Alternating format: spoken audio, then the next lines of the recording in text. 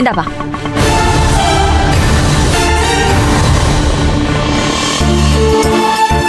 Punitha uncle வாமா வா. கபிலன் இப்பதான் ஃபோன் பண்ணி நீ வர்ற விஷயத்த சொன்னான். ஏமா ஒரு நேரம் ஏதாவது கடையில் வாங்கி நான் சாப்பிட மாட்டேனா? இதுக்காக வேலையெல்லாம் விட்டுட்டு எனக்கு சமைச்சு கொடுக்கறதுக்காக இப்படி ஓடி வருவியா? நல்ல பொண்ணுமா நீ.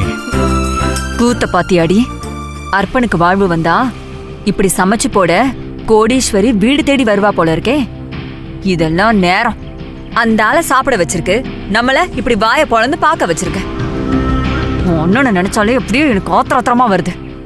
வாயை மூடிக்கிட்டு நான் சொல்றதை கேட்டிருந்தா இந்நேரத்துக்கு நம்ம வாழ்க்கை என்ன, வழி என்ன, வசதி என்ன.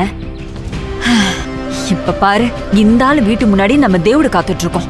மா நீ வேற கத்தி காமிச்சு கொடுத்துறாத. ஆனா அத்தை கிட்ட சொல்லாம மறைச்சுக்கிட்டு இங்க வந்து சமைச்சு கொடுக்கற அளவுக்கு அந்த புனிதாவுக்கு அவ்வளவு தைரியம் வந்திருக்கு. நீ சமைக்க வேண்டாம், உனக்கு சேர்த்து நானே சமைச்சிடுறேன். அதெல்லாம் வேணாம் மாமா, நான் இன்னைக்கு சமைக்க தான் போறேன். அதை சாப்பிட்டு பார்த்து எப்படி இருக்குன்னு சொல்லுங்க. அண்ணே, இவங்களதான் கபிலன் தம்பி கல்யாணம் பண்ணிருக்கா?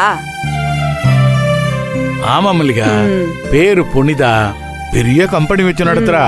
ரொம்ப ரொம்ப திறமையான பொண்ணுமா. பாக்க நல்ல லட்சணமா கபிலன் தம்பிக்கு பொருத்தமா இருக்காங்க. கபிலன் தம்பி இருக்கா? இல்லம்மா, கபிலன் ஆபீஸ்ல இருக்கான். அமுதா இன்னைக்கு ஒரு இன்டர்வியூக்கு போயிருக்கா. அதான் என் மருமக எனக்கு சமைச்சு கொடுக்கறதுக்காகவே ஆபீஸ்ல இருந்து வந்திருக்கு. பாத்துக்க.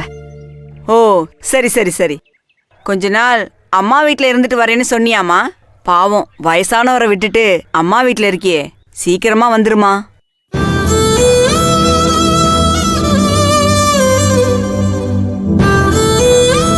புனிதா இங்க வந்துடுறேன்னு தான் சொன்னா.